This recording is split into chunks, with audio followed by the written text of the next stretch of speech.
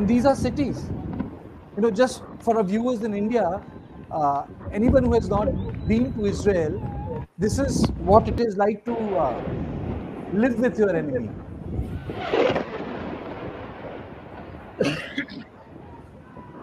And this is the intensity of the fire.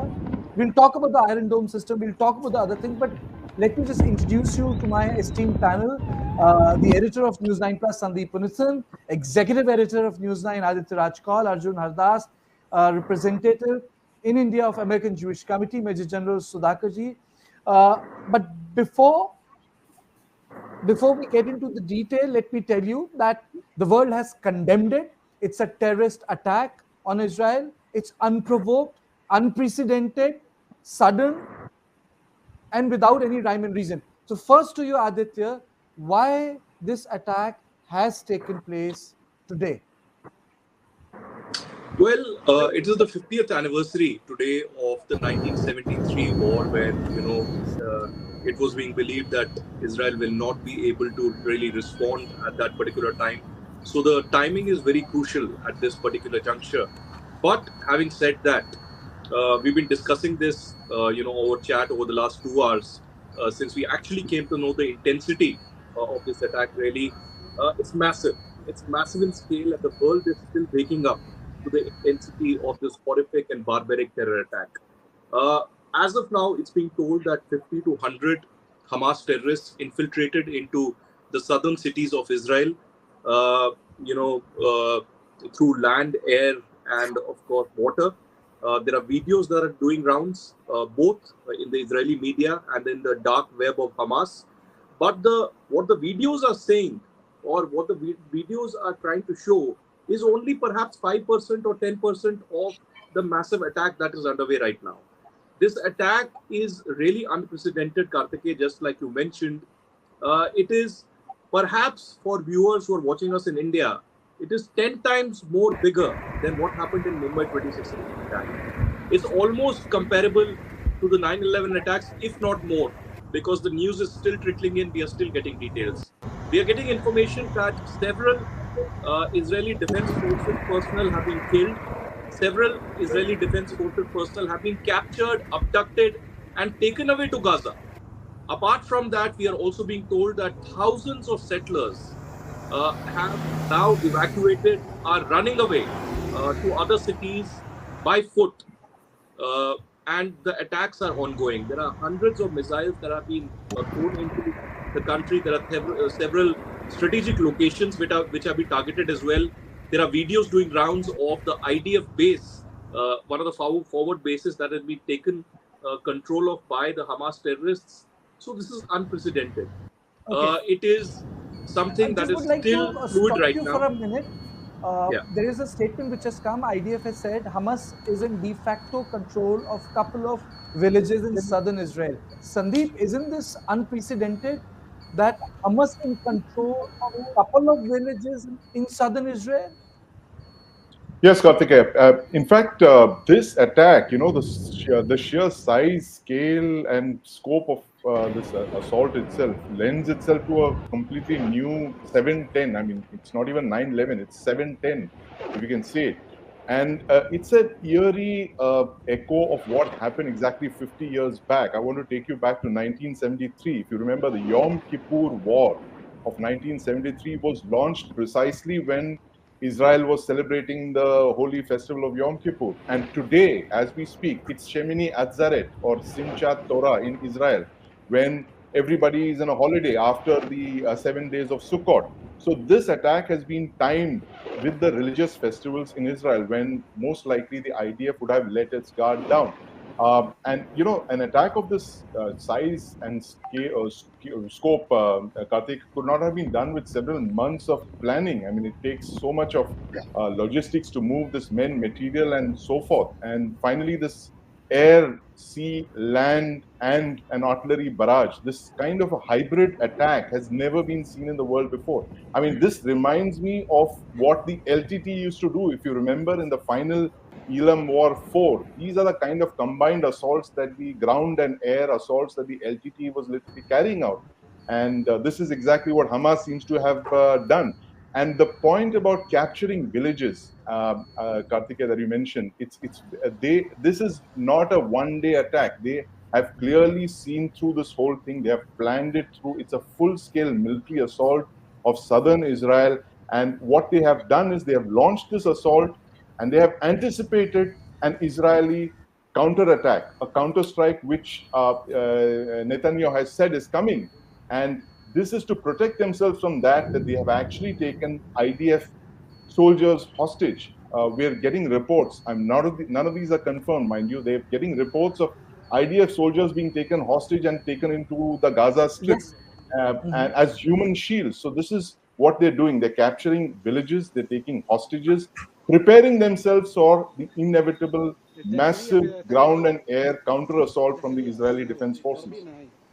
Okay. I'm also joined by Arjun Hadas. Arjun, is it really possible for anyone to take hold in South Israel like that? Is it really possible to hold on to these territories? Because these are the basic questions I want to attempt first before we go into other subjects. Is it possible for Hamas to just to hold on in No, front of it's the not. I Israeli mean, forces? fact of the matter is that it's a temporary incursion, yes, because some of these places like Sderot and a particular kibbutz, I forget, kibbutz Erez, which is right next to the border, which is where I have personally taken delegations to visit and to see Hamas, to see Gaza right across, a few hundred meters away from where we were.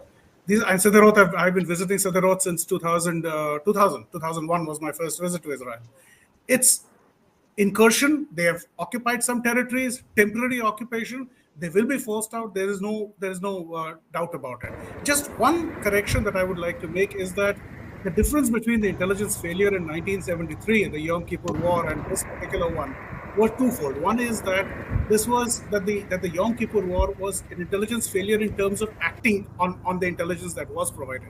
There was straight denial from the intelligence, the head of military intelligence, the head of the Mossad. It was a kind of a no, it can't happen. It can't happen. We are misreading the signs, kind of a thing. Here, there were no signs. People just, I mean, we don't know what's going on inside the IDF headquarters, intelligence headquarters, and all that, intelligence officers.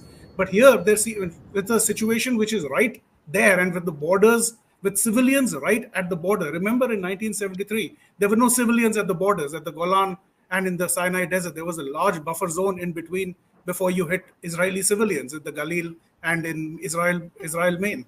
Here, with civilians right within a few hundred meters or less than that even, the intelligence should have been much stronger and putting together this kind of an effort by the Hamas. Now we don't know technically if it's the Hamas, whether it's the Islamic Jihad, exactly what, but as has been correctly said by the Prime Minister and by the IDF, is that Hamas is the one that controls. So whatever happens, whoever has done this, whichever group has done this, it could be the Izzuddin Brigade, for example. There are 3-4 Islamist groups operating inside Gaza. I've been to Gaza as well in 2010. The It is the Hamas's responsibility. I've interviewed the Hamas spokesperson at that point when I was in the media. So this is Hamas is fully in control. There is no two ways about it. And this is what and of course, as people say, why did Israel withdraw? Well, 2005 they withdrew. Unilateral withdrawal by Prime Minister Sharon was to the Palestinian Authority. It's only in 2007 when there was a coup by the Hamas and the Hamas took over. And after that, they've done nothing but fire rockets all since what? How many years now? 17 years. Okay. So no, Okay. are they going to hold territory? They're not going to hold territory. Are you saying that this operation, Sudhakar, did you think that the counter operation is going to clear the southern territories in a couple of days? Or do you think it's going to be a sort of a longish affair? I visualize it is going to get extended. It is another Ukraine-Russia kind of a conflict unfolding. I may be wrong. Well, I have studied enough about the conflict, and this is a very dangerous dimension which is adding to the ugly face of the current polarized geopolitics. It's a going to be a big challenge before the world order. And to me, it appears, Kartike, if you allow me, there is a larger picture. Let's not study this particular incursion in isolation. I think the larger picture is that we have been pushing it too hard for two-nation theory, two-state theory to establish peace between the Arab and the Israel. And if, we have not taken the stakeholders into confidence. There is a bigger deficiency which I foresee is, see, the process of negotiation is on under the edges of US for peace between Arab countries and the Israel. To the best of my understanding and study, if I recall, there are four demands which Saudi Arabia has actually projected to the people interlocutors, and one of them happens to be a two-state theory between Palestine and Israel, which is not to the liking of the Palestinians. Number two is the American state of the technology. Number three, if I recall, it is about the civil nuclear technology and for energy production. And last but not the least is a kind of a NATO kind of a security architecture to be provided to Saudi Arabia. Palestine is not in an agreement with this kind of a peace negotiation, which has been going in the back door. So Iran is willy-nilly involved in this. And let's not have a second say about it. It is a premeditated offensive action which is going in, which is going to take us beyond. I'll dare not say anything 30 or 40 days. It may go beyond 3 months to 6 months. Back to you, Karthik. Aditya, do you think that it's going to go beyond 3 months? Before I add other questions on foreign policy, do you think that this military, the clearing out can extend for 90 days, if I may use the military parlance? Karthikeya, I don't know how many days it will be. I don't know if it will be 2 weeks, 2 months, or perhaps 2 years. But what I know is if the intensity of this terrorist attack has been such huge, one wonders. One can only imagine the intensity of the response. We know how Israel operates. We know how they see this as a terrorist attack, not just as a terrorist attack, but as a war. Already, the defense minister and the prime minister have said that Hamas has declared a war on Israel, and the response will be swift. It will be coming very soon at a time and placing of their choosing. So it will be very intense, not just surgical strikes or precision missiles that will be set out, but I think it would be a large-scale war. Will there be a territory occupation as well? Is perhaps that we will see in the coming days, but I see as a never seen before kind of a response from Israel, at least not witnessed in the last couple of decades. Okay, Sandeep, last time around when the rockets were fired from Hamas, and then I'll come to you, Arjun, they were not able to overwhelm the Israeli defense system. And if you recall, Sandeep, the Iron Dome systems are deployed. A lot of people say that Iron Dome is a very expensive system. The cost of the mortar of the rocket which is fired will cost Hamas 30 or 40,000 or $20,000, but the cost of an Iron Dome counter system is like 4 missiles per rocket, which runs into millions of dollars. So a lot of things were in play, but they were not able to overwhelm the defensive architecture of the Israeli system. So even today, when we say 5,000 rockets fired, yes, we can see visuals of destruction, but that collateral damage has not been there, We don't see that. So do you think that even this time, will they be able to overwhelm the system, Sandeep? Well, Karthikeya, it appears now again from reports that the Iron Dome system seems to have been silenced. I mean, there are not many counter battery fire. I mean, there's not many interceptions of these rocket storm that's taking place. And there are reports that there is no retaliation, there's no interception. And for reasons that you correctly mentioned, is that there are only a fixed number of interceptor missiles, and they're very expensive to deploy. And what Hamas seems to have done is to literally saturate the air with missiles. And I've seen these rockets, Karthikeya, in my visits to Israel. They're extremely cheap, low cost, made in the backyards, very crude rockets, but they serve the purpose, which is of saturating the air with so many systems as to overwhelm the Iron Dome system, which is far more expensive, limited number of interceptor missiles. And this is what they seem to have achieved with this barrage. And Karthikeya, if I may just quickly add, with your permission, the Middle East is in a very... Please go ahead. Please go ahead, Sandeep. The Middle East is in a very sensitive moment as we speak. We were talking of a very big Saudi-Israeli rapprochement, and that was going to be the final piece of the puzzle for the IMEC, India, Middle Eastern, Europe Economic Corridor, that was announced at the G20 summit. In fact, that was the biggest international geopolitical project that was announced at the G20. This invasion, this ground-based invasion, which is going to see a retaliation on Israel, makes me worry about the future of this Saudi-Israel peace deal. And also the fact that we've got a port in Haifa just 150 kilometers north of this assault. And 150 kilometers is just half the distance between Delhi and Jaipur. And that's a very big Indian investment in Israel right there. And you have this kind of zone of instability that's being sold in this as we speak. That leads me to worry about the future of the India-Middle Eastern Economic Corridor. And this is very likely, there is an Iranian hand behind all of this, Kartikeya, as our co-panelists have been speaking of, because this kind of an assault, this kind of a ground-based invasion could not have been done without Iranian participation and indeed support. And Iran is one country that has been left out of the IMEC corridor. In fact, they've been, in the doghouse for the last couple of years. And it's quite possible that this is their way of retaliating against what they see as a Western-backed Saudi-Israeli peace deal. And this is all it takes. And the Middle East, because of all of this, goes into a fresh tailspin of violence and counter-violence. And this just exactly at the moment when we wanted things to be, under control so that, trade and commerce and peace could take root. Over to you, Kartikeya.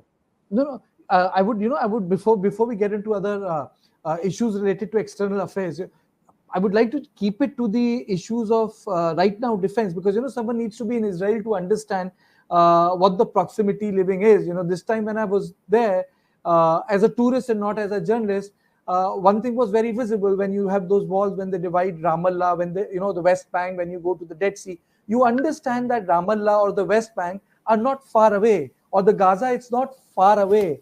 These are proximity settings. Or when you go to Golan Heights as a tourist, you understand the three other Syria or the Jordan border. They're the proximity. Yeah. So, Arjun, my question is,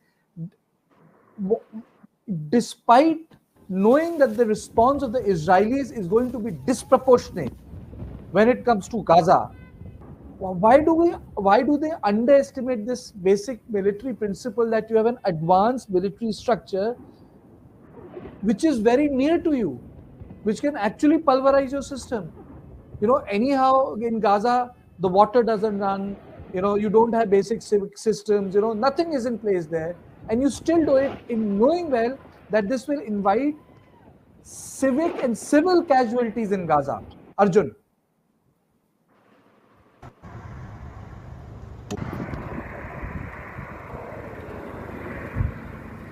Arjun, are you there?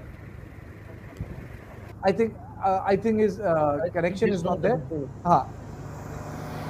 Aditya, would you like to? Arjun, did you hear my question? Yeah, I can hear you. Did you hear my question? Kartikeya, can you hear me? Yes, I can hear you. I can hear you. Yeah. Okay. So did you hear my question? What I was saying was, I said there is a slight difference in also the value of life. Now, for example, the stories. I heard your Arjun, question. Did you? I heard your question. You heard my question. Okay. The question is also, I can. I heard your question. Okay. The problem is also value of life. Now, for example, the Hamas is known, Hezbollah as well, for that matter. The Hamas and the Hezbollah are known to kidnap soldiers like they did in Gilad Shalit 10, 12 years ago into Gaza. Recently, and in this particular incident, they've taken bodies, people they have killed, of Israeli civilians and a couple of soldiers. About 5 soldiers is the report so far that we have heard. Bodies of soldiers, rather, after they've been killed, have been dragged into Gaza, because they understand the value that Israel holds on bodies of their people, including even if they are dead people, for their own people. That is the biggest problem. And they know that there is a proximity, as you said. There is, people that they're. For example, when I was in Gaza and I interviewed the Hamas spokesperson, the first question I asked him was, I said, why do you use rockets to target the Ashkelon power station when that is the same power station that provides electricity to Gaza? And his first unthinking, abrupt answer was, well, because it belongs to the Israelis, therefore it's a legitimate target. And then he stopped and he said, okay, could you just record my answer again? I will give another answer. That was a more politically correct answer. But this is the kind of lunacy which is, I'm sorry to use that word on this channel, but that is the kind of lunacy which operates there. And I've seen this. It's the value is simply not equivalent. They will kill, they will, now, this concept of Ghazi, which is about that if the person is killed in combat with the Israeli forces, the guy will go straight to heaven. So it's not something which is going to be done to protect their soldiers or anything like that. What is the whole purpose of this exercise? Is to show that they can do it, to show that they can that they're capable of targeting of attacking Israel directly. Yes, Hanania is going to be a hero. There is no question about it. But among which people? Among the people who will eventually, the civilians who will die in Gaza in the counteraction by the Israeli forces. So who exactly wins in this? Just the Hamas and their supporters and Iran, as you said. Okay, Sudhakarji, the same question to you. This does not take into cognizance the disproportionate response which the entire Gaza Strip can undergo. Absolutely, Karthikeya. You guys are so senior journalists. You also experience hands-on experience on the ground. All I can say in comment, rather I fully endorse what Arjun has said, and the escalation matrix seems to have come to the extreme intensity, because there is nothing beyond this. As a military man, I don't see any further escalation going up, and the next level of escalation is going to be the nuclear missiles by the parenting stakeholders. When I say parenting stakeholders, at least Iran would be pushed, maybe nudged, to cross the threshold and demonstrate its nuclear capability. And the other country, Saudi Arabia, nobody has been talking.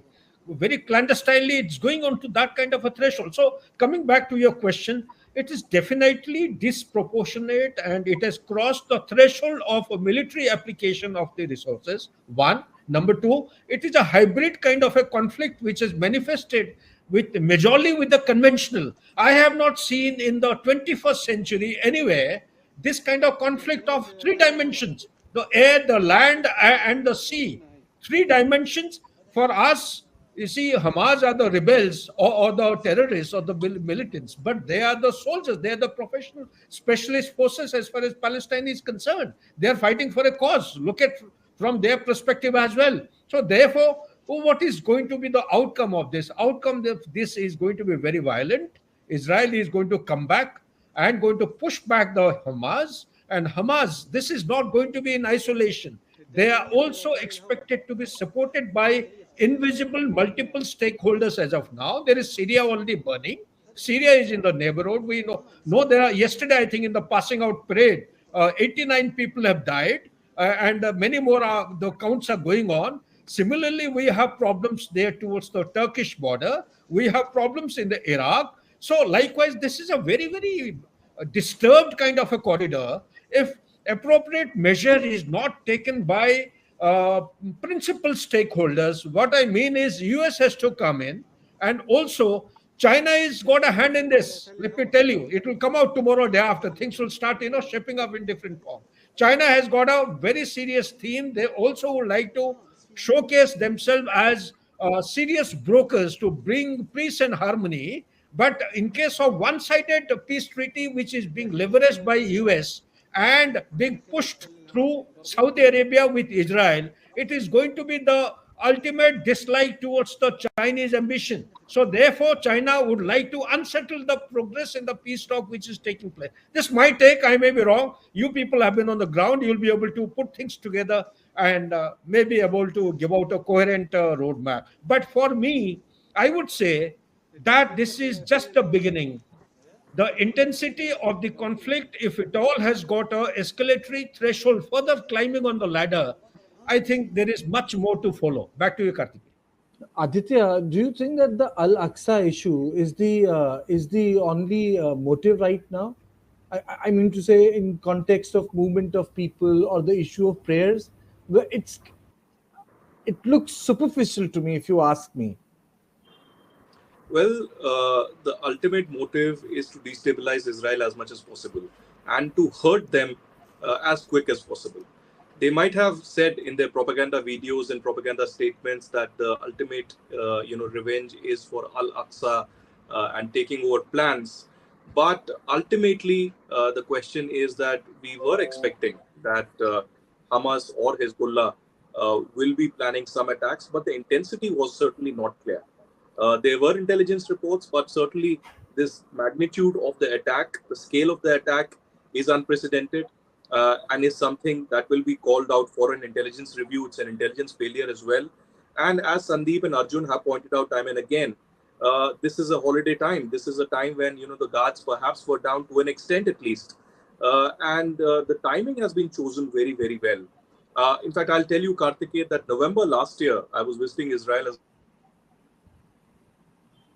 the guest of the state of Israel, and I was traveling with the IDF in the border areas. They took me to Gaza as well, and to the tunnels that have been constructed for years together, and at least gave me an idea of how this infiltration really takes place, mostly from land and sea. But imagine, this is not just the tunneling system that the Hamas has used this time to sneak in perhaps 5 or 10 of their terrorists.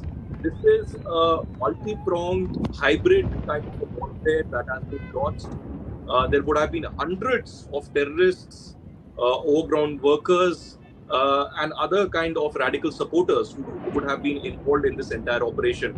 And as the general pointed out as well, there will be, of course, clandestinely support from different states. And is Iran, for instance, has been the biggest supplier, motivator, sponsor of terrorism against Israel. So the response from Israel, the response from Prime Minister Benjamin Netanyahu and Defense Minister is going to be much, much bigger in scale and intensity than what we are witnessing today.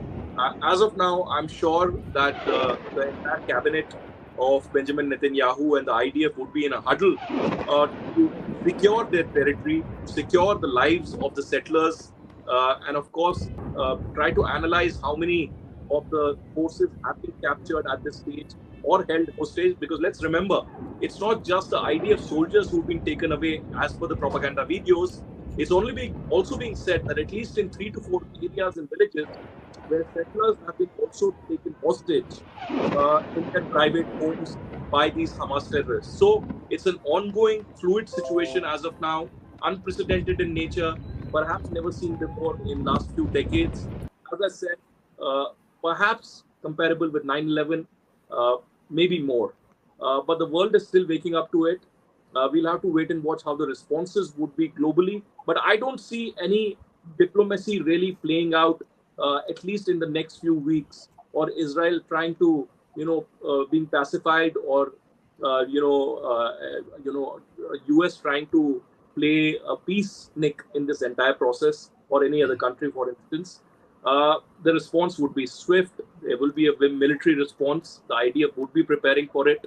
But as of now, I think the immediate priority would be to secure their territory, to secure the lives of the common people, because the killings are huge. We are seeing the missiles from Gaza being, held at strategic locations, including industrial complexes, warehouses, and settler colonies as well. Okay, this brings me to another question. When you mount a war, Sandeep, it's about logistics. It's just not about movement. It's about logistics. It's about planning. It's about money. So where are they getting the money from? These are the basic questions I'm asking. To make 5,000 rockets, one. Secondly, logistics to coordinate an attack, to have a communication system, Sandeep, which evades Israeli system, which is far more advanced, and to organize, as you said in morning in the morning edit meeting, that this is land, air, and sea, something which Aditya was also talking about, like 9/11. So where are they getting the money from? Who's organizing it? How do they do it despite being degraded capacities 1.5 years ago when they happened? How have they rebuilt themselves? Can you take us through that? And after that, Certainly, I'm going to read out the bite of the defense minister of Israel, and I'll read out the statement of the prime minister of Israel. But first, you, Sandeep. So Karthikeya, firstly, the Palestinian terror outfits have been pretty tenacious and very fiendishly innovative when it comes to planning terror attacks. And our 26/11 attacks, for instance, was actually borrowed from the PLO copybook. In 1975, you had, Israeli terrorists, Palestinian terrorists attacking Tel Aviv, a hotel called the Savoy, and they hit the beach in a rubber boat and took hostages. There was a firefight with the IDF, and finally they were overwhelmed. Now, this entire modus operandi was used by the Pakistani deep state in 26/11, right? Almost 4 decades later. So they have been at the forefront of this kind of very fiendishly innovative and ingenious planning. And if you see this kind of an operation, Karthikeya, this could not have been done without months of planning. I mean, as you correctly pointed out, it takes all of this at the root of all this is money. You have to first get the money, the resources to build those rockets, to stock up on ammunition, arms, to plan all of this. It's the kind of planning that must have gone into this. You have an air component, which is your paramotors that we've seen, a ground assault, which is guys breaking through into Israel on foot and in vehicles and doing these drive-by shootings. Active shooters is what the Americans call it. Active shooters randomly massacring civilians. You have the artillery fire support coming from those mass storms of 5,000 rockets that they've launched. There's reports of a sea-based infiltration as well. So to combine all of this, to plan all of this, it takes months of planning.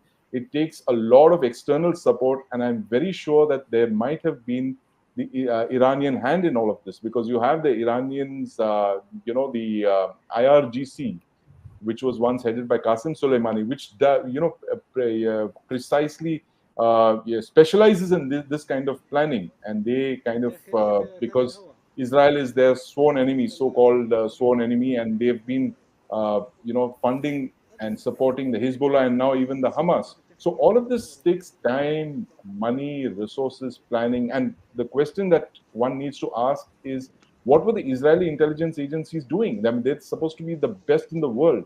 How did they miss all of this? Not Sandeep, one. can I ask you this? Israeli intelligence has had a sort of a good, sort of a working relationship with the Egyptians. If you recall, Yes. I think 15, 20 years ago, when the tunnels were closed at the back end of the Gaza, Egyptians had cooperated. So you have, and then you have sort of a comfortable Abraham Accord and a newly emerging Quad in place. Then how did this happen? Can you take us through when Egyptians have collaborated with Israel on this issue? Yeah, so Karthik, very simply, the Egyptians have kind of, now they're on the side of the West. You have Egypt, Saudi Arabia, and the United States. And on the other side, you have Hezbollah, Hamas, and supported by Iran, and of course involving Syria as well. So the battle lines are very clearly drawn over here. But again, the fact that this kind of thing would have taken months to plan, and there is something called chatter, right? When you've got your ears to the ground, you pick up that chatter of people moving around, cadres moving around, grouping up. And this is, if you remember, this is what happened to us in Kargil. We missed that chatter, right? All of that intel was there, but that collation of that intelligence hadn't happened. So, I mean, I'm sure there will be investigations into what happened here. How the Israeli Defense Forces let their guard down on this one. I mean, very similar to what happened during the Yom Kippur War. That was, of course, far more egregious, because the Egyptians were mobilizing in full public view in broad daylight. They, under the garb of military exercises, they launched an invasion across the Sinai. But in this case, when you have a terror outfit like Hamas that is active on your southern border, and you have the state of Israel, which is a military state, which is so fully invested in gathering intelligence, which has got sleeper agents, deep cover agents, which has some of the best sensory intelligence in the world. I mean, literally, the Indian state is actually learning from Israel in many areas of whether it's drones or whether it is mobile phone surveillance. This is the kind of cutting edge technology that the Israelis have deployed to fight terrorism. And for an operation of this size to go unnoticed, literally to be caught by surprise, is something that literally boggles the mind, Karthikeya. Okay, Arjun, if you look at last 3 years, Israeli security has really pulverized the Iranian system. If you look at Yeah. the so-called the Fordo operation, or if you look at the assassination of the scientist by a gun which was controlled from the Israeli territory, which was motorized. If you look at their operations in terms of using the electronic worm, whereby the enrichment plant malfunction, Israel has demonstrated its deep capacity. Do you think that uh, Iran, in a way, uh, is trying to push back the envelope by saying that we can organize an attack like that through a proxy? Do you feel that? Because last 3 years, Israel has really pulverized the Iranian system. They had to remove people from the top. I think one of the ministers was hanged. I'm forgetting his name. He was arrested. So a lot of things showed that there were gapping holes when it comes to Iranian intelligence and military infrastructure. Arjun. Karthike, it's not just they've already. Yeah, can you hear me? Yeah, sure. Can you hear me, Karthike? Yeah. Yeah, Okay. sure. It's not just Hamas which we should, yeah, it's not just Hamas we should be looking at this current operation. Israel, Iranian intelligence has shown its capabilities right from when the Lebanon war was going on, before the withdrawal in 2000 by Ehud Barak. If you may recall that even during the Israeli occupation of southern Lebanon, between 82 to 2000, the physical occupation at that point, there was an operation where seven, if I remember correctly, seven top special forces known as the Sayeret Hayam, that is the naval commandos, the topmost naval commandos, were killed in an ambush, which was set up, and the Navy commandos were drawn into that ambush and they were killed. Even during the 2006 Hezbollah operations, the Hezbollah had access. They could tap onto Israeli communications. They speak Hebrew. They have operatives who speak Hebrew. They could tap in. As a matter of fact, I think the second last day of the whole war, the Israelis lost 30 soldiers in an ambush where the Hezbollah brought down a whole roof of a building on their heads where they were hiding, where they were taking shelter. So Iranians are not to be underestimated under any circumstances. What I'm more, this is of course they've been humiliated in public, so to say, in Iran, in Syria, etc., and other places. Maybe yes, we don't know until we have further information. Yet this is a way of hitting Israel from the other side. But the other thing which one should keep in mind as well is that we have not heard a peep from Hezbollah as yet. And if Hezbollah joins in with this, maybe not a cross-border operation, although they have done this, they were the first to do this in 2006 when they crossed the border, kidnapped, destroyed a tank, kidnapped a couple of soldiers, three soldiers, and took them back to Lebanon. And the IDF was caught flat-footed even then, and that was not a victory for them. The IDF did not win that war, the 2006 operations. So far we have not heard a peep from them. If they join in and start sending rockets into northern Israel, then it's going to be a different escalation altogether. So far, it hasn't happened. I mean, let's see what's the situation like. But Iran, and this is this common misconception with a lot of people who are not Are in you depth with saying the. are you saying that Israel is not? It's going to be a different deal in context of two different fronts. Are they going to be that big? It could happen. Nobody knows. These things happen. We just don't know what's going to happen. Because if the Hezbollah, see, if Iran is deciding to, if this is something which has been spoken about many times over, that in case Israel attacks Iran, there is always the back threat, the rear, the weak side, the soft underbelly side of Israel, which is the Hezbollah and the Hamas, which are proxies for the Iranians to hit back in. Have they overshot their bolt? Have they done this too early, or is something happening because of which they are doing this? And if it's a planned operation, in the sense Iranian planned, and this, by the way, was something that was looked at by the Israeli intelligence in 2014 as well. It just didn't happen at that time. This incursion, which was planned, ground, air, and sea incursion, was planned in 14, according to Israeli intelligence. It's just that it did not take place. They've done it this time. It failed at that point. So if Iran is already shooting off its bolt early, is there something planned? Is there something that has happened because of which they've done this? And if they're doing it as a sort of a soft underbelly for Israel, will the Hezbollah keep out of it? Because that's Okay. another soft, stop point of Okay. Israel. A So we couple of just don't know. statements have couple of statements have come out. Benjamin Netanyahu has spoken. The Israel ambassador in India has spoken. But let me play out the bite of the defense minister of Israel. Let me put it on here first. עשה טעות חמורה הבוקר, הוא פתח במלחמה כנגד מדינת ישראל. חיילי צה"ל נלחמים בכל נקודות החדירה כנגד האויב. אני קורא לאזרחים להישמע להוראות פיקוד העורף ולבצע אותם כלשונן. מדינת ישראל תנצח במלחמה הזאת.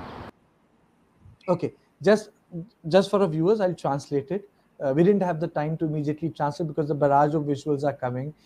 Some of them have come from the international wires, but I would say most of them are there on social media because people today themselves are the producers, consumers, and disseminators of the visuals. They are the journalists, citizen journalists, and that's the new face of the war, which we have seen. Something which I saw covering tsunami in Japan, that the people who were affected were the actual producers of the best visuals. So the people who are getting affected have sent the visuals, but the defense minister said, following an operational situation assessment held this morning, the Hamas has made a grave mistake this morning and launched a war against the state of Israel. IDF troops are fighting against the enemy at every location. I call on all of Israel's citizens to follow security instruction. The state of Israel will win this war. Aditya, Sudhakarji, to you. Sorry, I forgot. So, the point which Arjun was making, do you think that it's going to be really tough deal for Israel to handle both Hezbollah and Hamas at the same time?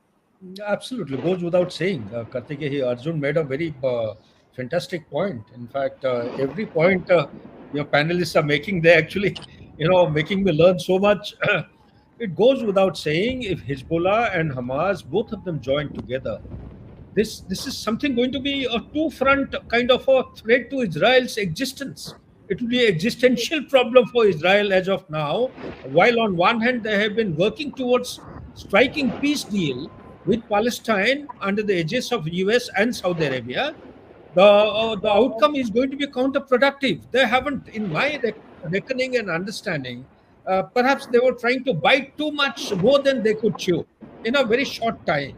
Perhaps they have been driven by the election outcome of 2024 elections in the US. Perhaps they have been driven by having lost out conceptual framework of Indo-Pacific, the center of the pivot of the world order shifting towards Indo-Pacific has been lost sight of. Perhaps it is a kind of a self-created front which has been opened up. Day before yesterday, if you recall, Kartikeya, I'm sure you would be alive to all this. Do you know that the Russian frigates have moved from Black Sea? Where are they going? Nobody could answer. But as a military man, I knew in my little wisdom, bottom line knowledge, I knew they are going to open a new front. Putin has gone in for a selective and the timely testing of a futuristic nuclear weapon, nuclear capable missile system. You see, there is a whole lot of picture we need to join the dots. It is not only the Hamas which are going in. There is a China hand in it. There is a Russia, Ukraine. This war, mindless war, has gone beyond all expected time limits. In 21st century, where the world order expected some kind of a liberal form of democracy and rules-based order, we are doing everything contrary to our perception and expectations. So therefore, I think things will fall in place if the war between Ukraine and Russia comes to an end and accept everything based on as is, where is basis. It may sound a little outlandish at the moment, but it is going to happen this way, based on the premise of line of control between India and Pakistan. We have many such kind of templates, one towards the Korea, one towards Cyprus. So this is one. Second, the Middle East as such is going to be a subcontinent of the Asia which is going to burn. It is the start point. Nobody can stop it. Or the front is shifted towards the African continent. Somewhere the whole global order has to continue to fight to survive and sustain the defense industry of America. Back to you. Okay, Aditya, let me take you to a local issue. We can always say that there are other factors, other countries, other issues at play. They will be at play. But I think there is a festering issue do you think it's big enough to provoke a response independent of other issues, which is the issue of settlement? Even 1.5 years ago, the violence, Aditya, which happened was because of the settlements which were taking place in the West Bank. First, the fight took place. The visuals were that there was a fist fight which took place between, I think, 9 soldiers and couple of local residents, and then the entire issue flared up, and that was all about settlement. Aditya.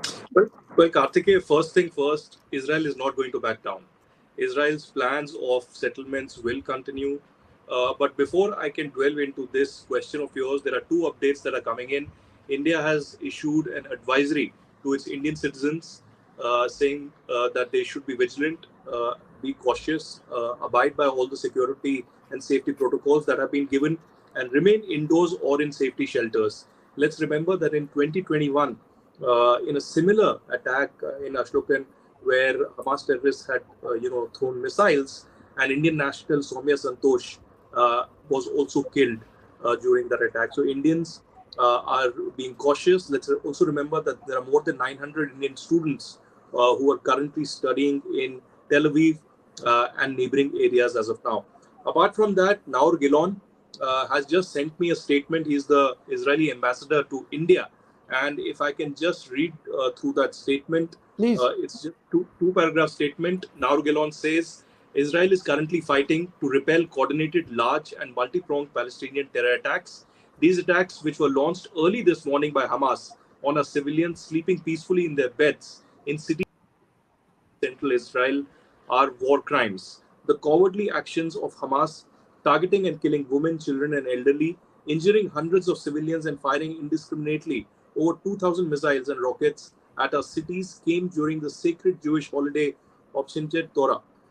Israel will repel these combined assault of rocket fire and ground infiltration of Hamas terrorists and will take any and all actions to protect our citizens. We appreciate the support of the people of India as we stand firm in the face of terrorism. So this is a statement coming in from Naur Gilon, Israel's ambassador to India, even at a time when the terrorist attack is ongoing at this particular stage. We've had statements from both Prime Minister Benjamin Netanyahu and Israel's defense minister saying that Israel will win this war and we will be responding. The response will be very swift. But as I said at the very beginning, at the outset, Israel's other larger issues, peace deals or settlements will take a backstage at this moment. The priority, the immediate priority will be to secure their citizens and territory, and immediately after that to respond swiftly to Hamas, to Iran, and to all kinds of these terror attacks that have been made. Okay. Karthikeya, if I may just... I was talking in context of Sheikh Jarrah violence, I was just trying to get in certain domestic issues for the larger audience, because people think Israel only in context of foreign policy, like there is no domestic life to that state, like there is no independent cultural, political themes there, So can you just take us through the issues of settlement, Sheikh Jarrah? Even in 2021, the escalation of violence succeeded the fist fight in Sheikh Jarrah. Correct. No, but one point I would like to get back because of what you had asked earlier to Aditya is this thing about the settlement. Settlements is like Kashmir, literally. Is that the Pakistani excuse is everything will be settled if Kashmir is settled. That's the standard line, which is not true.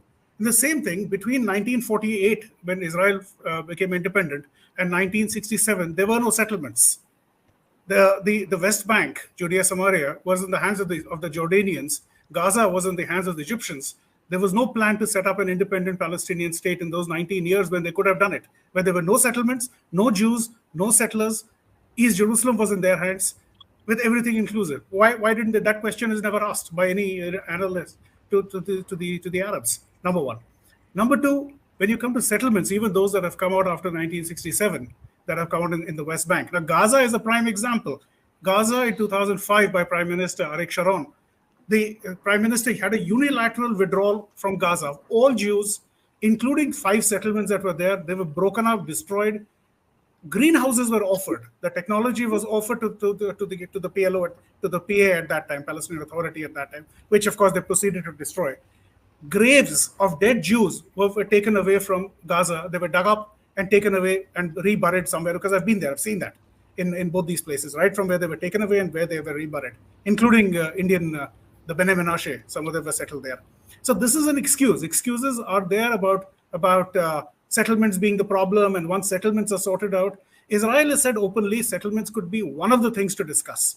Yes, we can discuss a lot of other things, other negotiations can happen. But in the case of the Palestinians on the other side, let's put it that way, who does Israel negotiate with? The Hamas has made it very clear they have no plans to discuss anything with Israel. They want only the destruction. It's in their charter.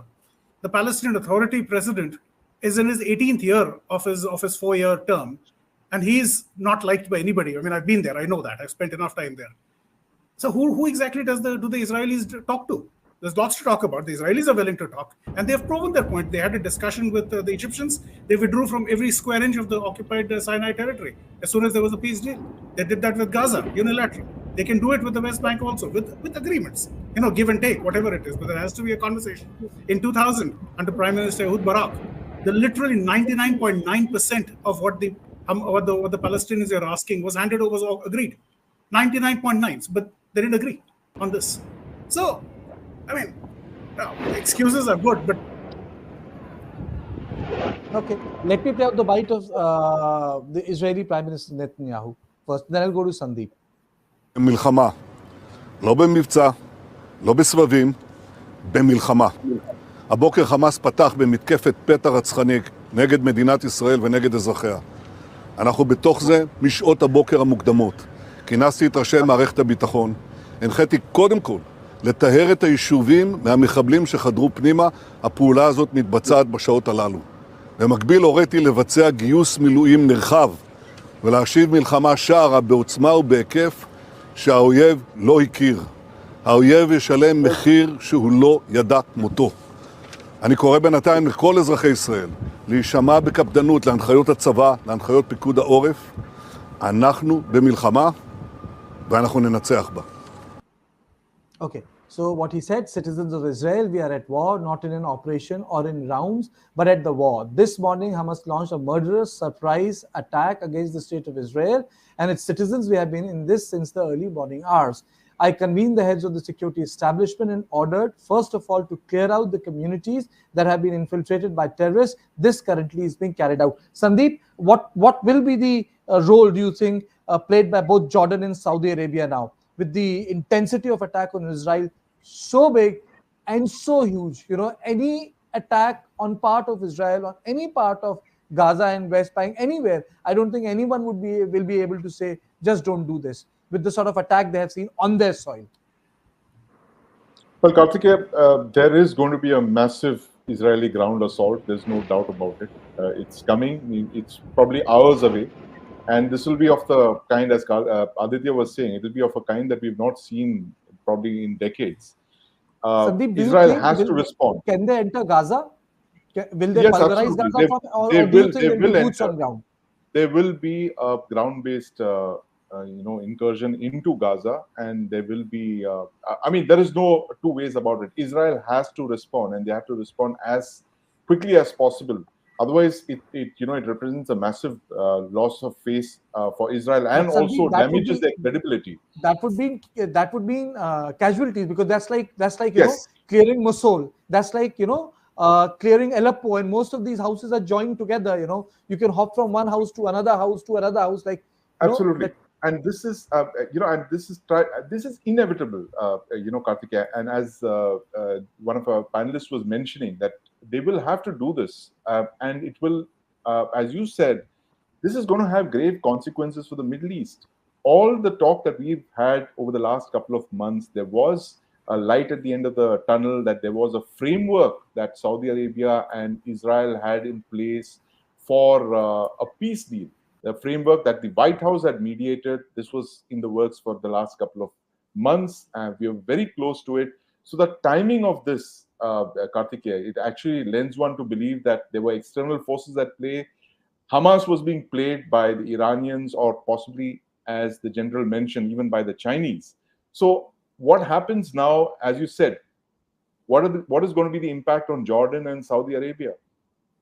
is it possible for Jordan or Saudi Arabia to get in on a peace deal with Israel when they're, retaliating and killing civilians? There are going to be civilian deaths. Unfortunately, there is going to be collateral as Israel moves into the Gaza Strip.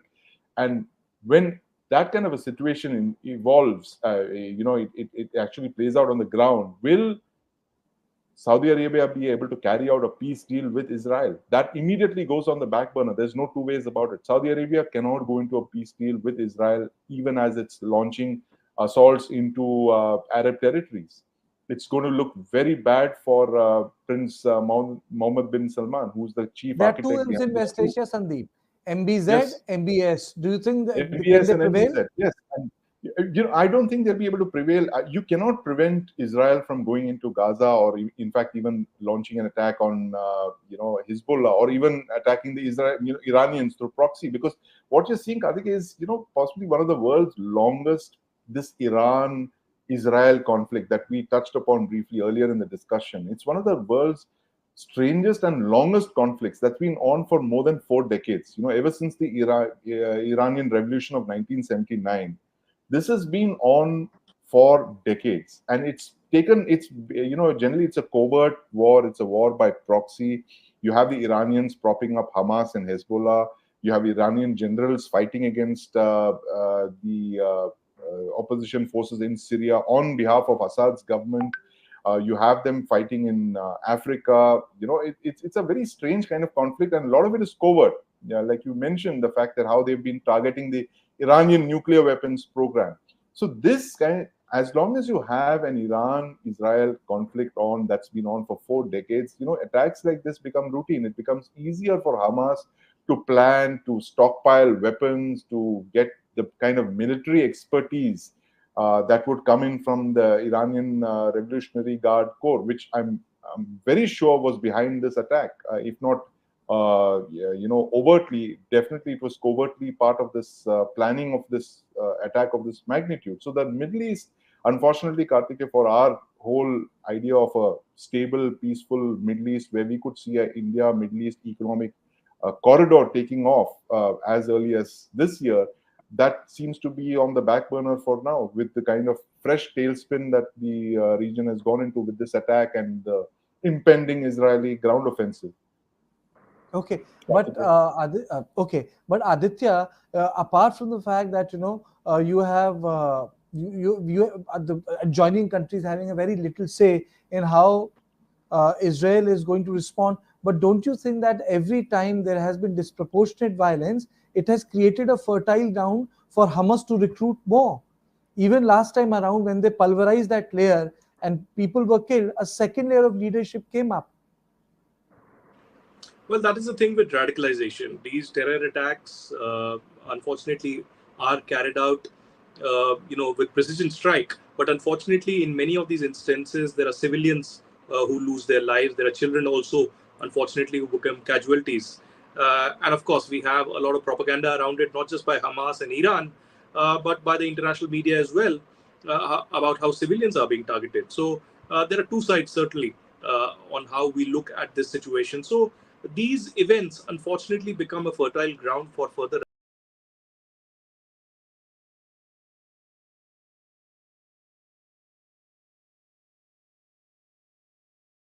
radicalization, for recruitment, and for other kinds of mechanisms that these terror organizations are involved in. Of course, as Sandeep and you rightly have pointed out, nothing is going to stop Israel at this particular time. No Western country, no kind of pressure from any other power in the Middle East. Israel is going to respond. This is a prestige issue. This is, as they said, a war that has been declared against the state of Israel. And they're bound to respond immediately, if not today, then perhaps in next 2 to 3 days. And unfortunately, this will be another ugly picture in history, where yet another kind of a conflict will be brewing. Will this be a large-scale conflict that will continue for weeks from now? But this is certainly something that we'll have to keep our eyes on, monitor very, very closely, because it's an unprecedented terrorist attack on civilians, on IDF, and on the state of Israel. And my last question to you, Sandeep. If you recall the violence which took place after the Sheikh Jarrah fistcuff incident, I think within 10 days, 10 to 14 days, they had called off the operation. Now they can take 21 days to call off. These are the latest visuals which we are playing. This is the intensity of the attack.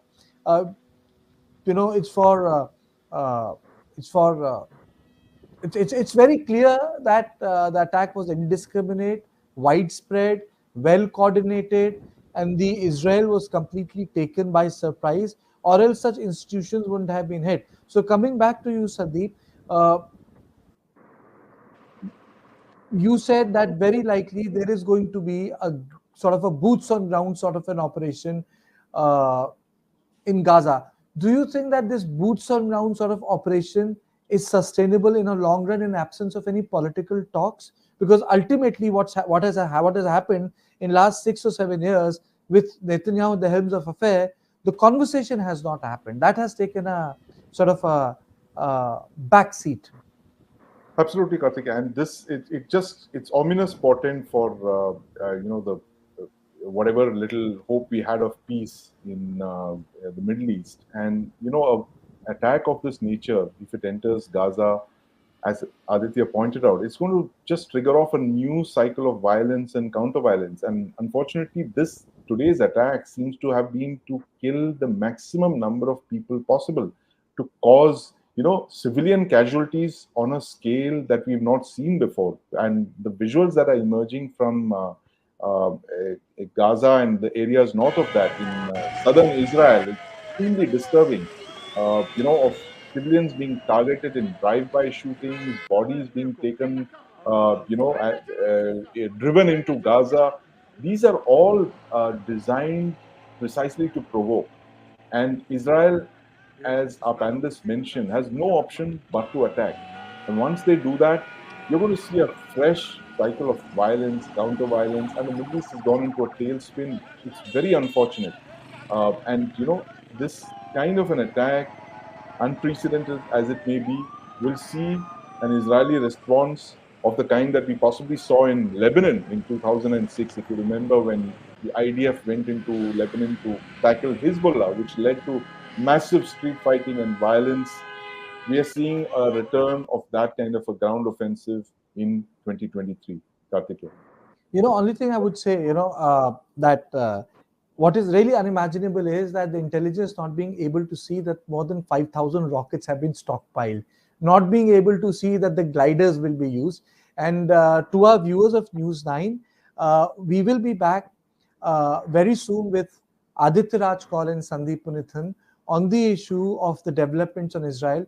Keep on tracking our Twitter handle, News9 tweets. We'll inform you of the time when I'll get two experts, Sandeep Punithan and Aditya Raj Kaul, with me. We will be live on it, whether this evening, whether tomorrow morning, or whether in next 1 hour. You'll come to know this through our Twitter handle, News9 tweets. Stay with us, and thank you, both of you. Thank you. Thank you.